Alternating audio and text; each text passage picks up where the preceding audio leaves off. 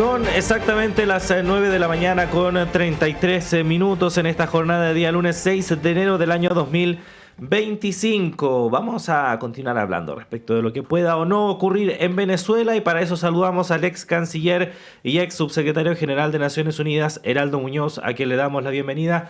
Heraldo, ¿cómo le va? Muy buenos días, gracias por estar con nosotros. Sí, por la radio de la Universidad de Chile.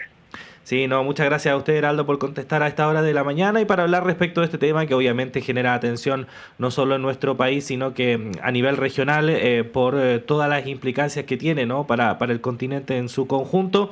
Y le quería preguntar en primer lugar respecto de, bueno, todas estas expectativas que se han creado en torno a lo que pueda ocurrir durante esta semana, la llegada o no de Edmundo González a territorio venezolano y de qué forma supuestamente se va a llevar a cabo esta ceremonia de asunción al poder en Venezuela. Antes de entrar en el detalle, una visión general, ¿no?, por parte suya respecto de lo que está ocurriendo en este momento. Así es. Bueno, el día 10, ahora a pocos días más, se supone que asume el nuevo presidente de Venezuela y dadas las circunstancias, lo que vamos a tener es quien perpetró el fraude electoral, que es Nicolás Maduro, se va nuevamente a posesionar como el presidente de esa república hermana. Hay que recordar los hechos que derivaron en esta situación que vamos a observar los próximos días, y es que el 28 de julio se realizaron las elecciones presidenciales, donde la oposición decidió participar pese a circunstancias muy adversas.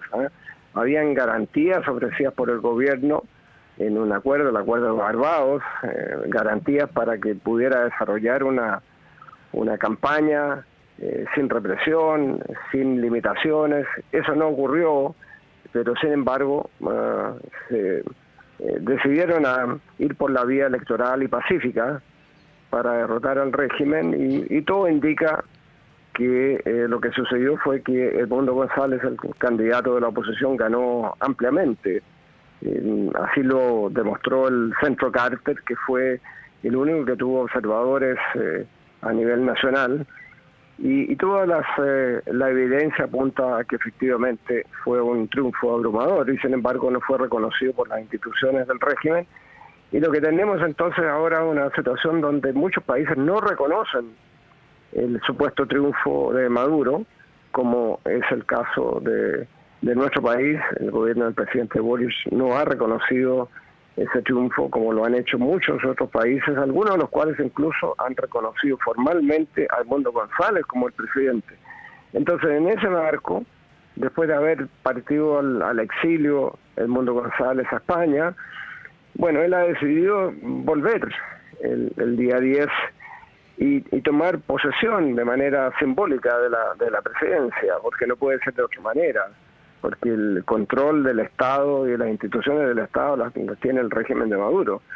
Así que lo que vamos a ver en los próximos días es una situación de alta tensión, donde la comunidad internacional está mirando cómo se desenvuelve esto. Supuestamente Edmundo González iba a volver acompañado de algunos expresidentes. Esos expresidentes han sido amenazados por el régimen de ser detenidos y deportados en la frontera, en los aeropuertos, si logran aterrizar. Así que volvemos a una situación de alta tensión y de pesimismo, diría yo, Claudio, porque recordemos también que después de esas elecciones fraudulentas hubo un intento de mediación por parte del presidente Lula de Brasil y del presidente Petro de Colombia, que buscaban una salida a ese impasse, y lamentablemente esas gestiones no dieron frutos, pese al empeño particularmente, yo diría, del presidente Lula, y bueno, terminaron una tensión con el régimen, y eran los únicos que creo que podían tener una influencia significativa. Así que miramos con pesimismo y con mucha anticipación lo que va a suceder en los próximos días y la tensión que está generando, porque también la oposición pretendería movilizar a la ciudadanía para que se respete el resultado electoral, cosa que se ve difícil. Ujú. Sí, precisamente de eso le iba a preguntar, Heraldo, porque al parecer esta intención de Edmundo González de entrar a territorio de Venezuela, pese al riesgo que conlleva eso de una eventual detención, tomando en cuenta que hay una orden de captura en su contra, es precisamente para eso, ¿no? Para agitar a la población que actualmente está en contra del régimen de Nicolás Maduro, y de esa forma provocar una suerte de cambio, ¿no? En el escenario que actualmente existe. ¿Cree que esa estrategia pueda llegar a ser efectiva o se está corriendo un riesgo innecesario? Bueno, yo creo que es un alto riesgo. La situación no veo por dónde. La disposición del régimen es totalmente cero, cerrada a cualquier transición, a cualquier solución que implique un restablecimiento, aunque sea gradual, de la democracia. Aquí hay un solo actor que pudiera tener una decisión fundamental, y son las Fuerzas Armadas venezolanas. Y todo indica que las Fuerzas Armadas venezolanas están absolutamente alineadas con el régimen. Entonces, no se ve siquiera esa alternativa, que por lo demás puede implicar violencia, y lo único que ha dicho la oposición es que lo que busca es una salida electoral, política, pacífica. Entonces, yo veo esto con pesimismo. Veo que hay un riesgo importante para el propio Edmundo González, que es una persona ya de cierta edad, y que, bueno, seguramente va a ser arrestado. Hay una recompensa que han puesto el tipo de propaganda que hace el régimen de Maduro, de poner se busca y una recompensa de $100.000 a quien dé datos sobre la ubicación de Edmundo González, cuando todo el mundo sabe públicamente cuáles son su itinerario. De hecho, ahora está en camino a Estados Unidos a reunirse con el presidente Joe Biden. Entonces, es pesimista, yo creo, que el escenario. Y bueno, vienen después situaciones que hay que tener presente. El 20, es decir, 10 días después de la asunción que hará Maduro, viene la asunción, la toma de posesión de Donald Trump en Estados Unidos, y hay algunos que especulan, bueno, con Donald Trump la situación se le va a poner más difícil a Maduro. Y yo digo, no estoy tan seguro, porque Trump es un personaje transaccional, y de repente, como él ha puesto como prioridad la deportación masiva de inmigrantes irregulares en Estados Unidos, de los cuales muchos son venezolanos, de repente puede llegar a decirle a Maduro: mira, tú aceptas 100 aviones llenos de deportados irregulares venezolanos y yo no te pongo más sanciones, no te pongo más presión. Además, posiblemente Trump va a querer que se siga con un cierto acceso de las empresas norteamericanas al petróleo venezolano. Entonces, yo no soy de aquellos que piensan, bueno, ahora se le viene dura la mano a Maduro con Trump. Puede ser, pero todo indica que también existen las posibilidades que haya algún tipo de negociación. Así que veo el panorama difícil, pese a que todas las democracias a nivel internacional están con Edmundo González, ya sea en términos de reconocer que triunfó o bien reconocerlo formalmente como presidente electo. Cuestión que debo decir que yo en lo personal pienso que Chile no debería reconocer formalmente a Edmundo González como presidente, porque no controla el Estado, no controla sus instituciones, y puede ser incluso contraproducente, porque al final los países, frente a la realidad, han terminado entendiéndose con regímenes autoritarios como el caso de Maduro, y así ocurrió en la situación de Juan Guaidó, cuando muchos países, más de 50 países, la mayoría democráticos de Europa, Estados Unidos incluso, reconocieron formalmente a Juan Guaidó como el presidente de Venezuela, pero al final terminaron entendiéndose con Maduro, porque era la autoridad en control del Estado. Entonces, eso puede ser contraproducente, a mi juicio. Pero todo el apoyo a la democracia y a la lucha democrática y pacífica de Venezuela, sin duda. Ujú.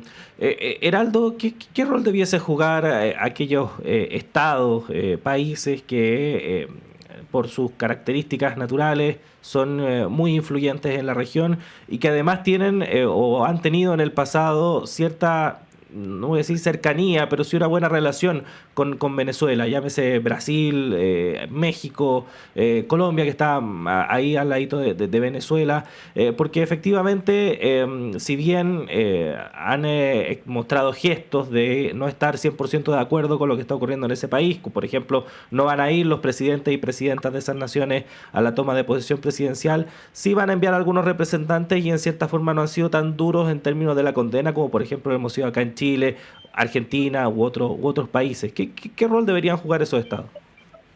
Bueno, yo creo que son países, más bien gobiernos de países que tienen alguna influencia por una cierta cercanía o simpatía política. Yo diría particularmente Brasil, en su momento también, y después terminó teniendo un perfil un poco menor, Gustavo Petro, el presidente de Colombia, y AMLO en su momento, el presidente de México, pero luego con la presidenta Sheinbaum no ha habido un igual interés del gobierno mexicano de tener una presencia mediadora o facilitadora en el caso de la crisis venezolana. Así que básicamente es Colombia y mucho más Brasil, pero yo veo que Brasil un poco ha perdido la paciencia, aunque en diplomacia nunca hay que perder la paciencia porque de eso se trata, de tratar de resolver situaciones complejas, pero yo creo que el caso de Brasil se ha encontrado con una muralla negativa a cualquier alternativa y por eso que si bien veo que tienen una cierta influencia y que pueden volver a la carga, a volver a intentar algún tipo de solución para que esto no termine en un nuevo baño de sangre o represión. Bueno, me parece que esas posibilidades no son tan altas como fueron inmediatamente después de la elección, cuando efectivamente había aparentemente una puerta entreabierta que ahora aparece se cerró. Uh-huh. Estamos conversando con el ex canciller, ex subsecretario general de Naciones Unidas, Heraldo Muñoz, a propósito de lo que va a ser la toma de posesión presidencial en Venezuela. Heraldo, si se da el escenario más probable, que es que efectivamente Nicolás Maduro tome posesión del poder por un nuevo periodo, ¿qué debiese hacer nuestro país? ¿De qué manera poder continuar hacia adelante tomando en cuenta toda la inmensa cantidad de temas que es necesario trabajar en conjunto precisamente con Venezuela y que al día de hoy no se pueden hacer porque efectivamente los canales de comunicación se cortaron desde Caracas?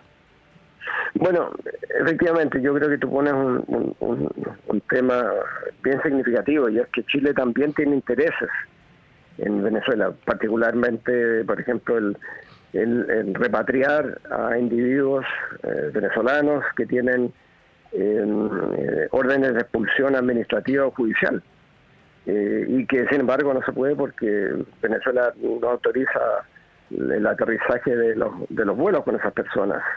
Entonces siempre ha sido un interés que Chile ha tenido y el otro es, bueno, el limitar la migración irregular que eventualmente pueda producirse después de ahora de esta fecha del 10 de enero con un nuevo periodo de Maduro que puede significar bueno, que la crisis humanitaria se ahonda.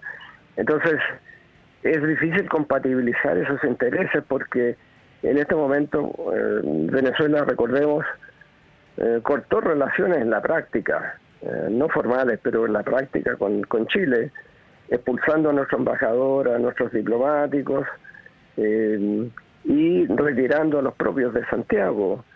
Entonces, virtualmente no existen relaciones en este momento. Yo creo que el presidente debiera mantenerse en la posición que él ha manifestado siempre, apoyo a la democracia, al respeto a los derechos humanos en Venezuela y no reconocimiento de un triunfo fraudulento en el caso de la elección del 28 de julio.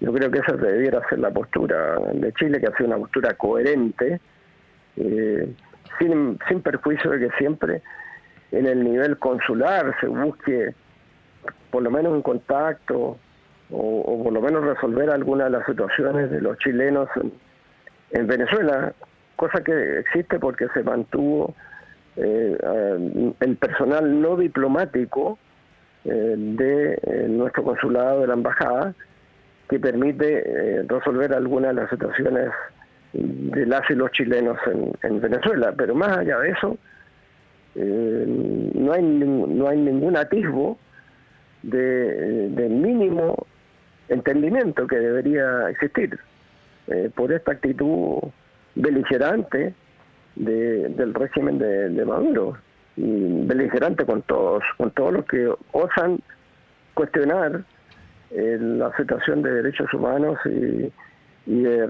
retroceso del proceso democrático en Venezuela. Eso le pasa a muchos países que han tenido una actitud, yo diría, moderada, como ha sido la de Chile, firme, serena, pero al mismo tiempo que ha velado por principios que son fundamentales para su país. Uh-huh.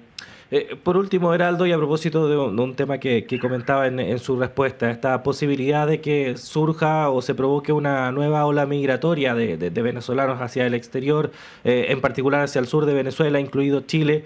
¿De qué manera nuestro país se debiese coordinar, por ejemplo, con otros países, Perú, Bolivia, a propósito de este tema? Porque ha existido una crítica en el pasado respecto de que esas coordinaciones o no se han hecho, o si se hicieron, no generaron los resultados que se esperaban para evitar precisamente de que efectivamente toda esa columna de personas utilice este pasadizo y llegue directamente acá.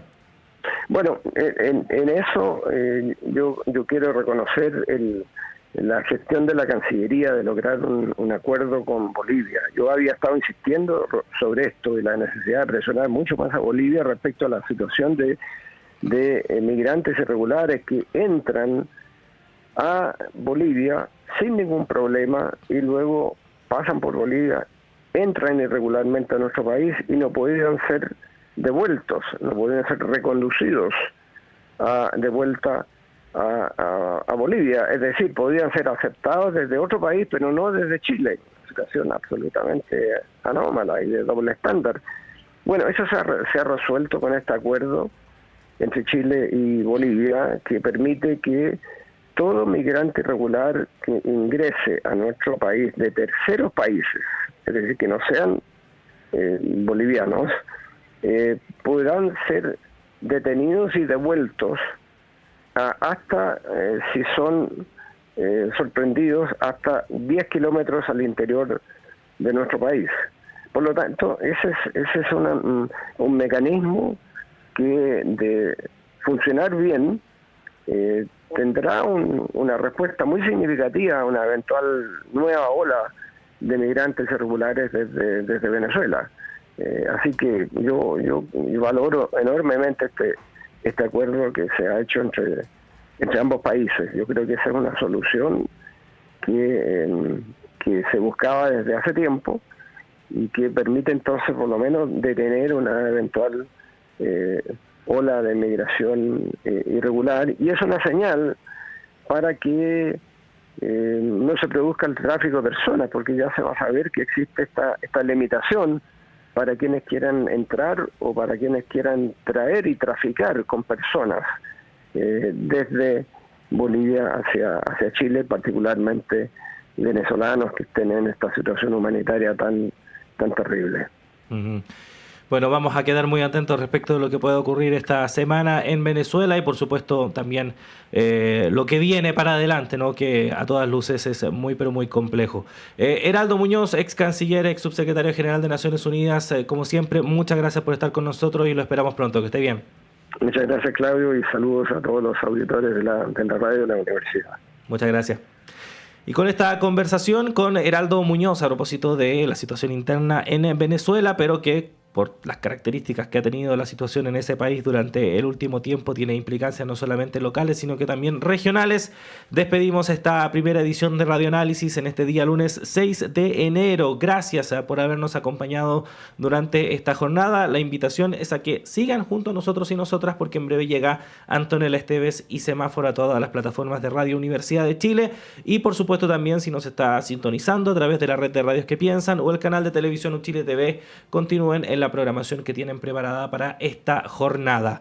Yo me reencuentro a las 13 horas con ustedes en la segunda edición de Radioanálisis. Que tengan un buen día.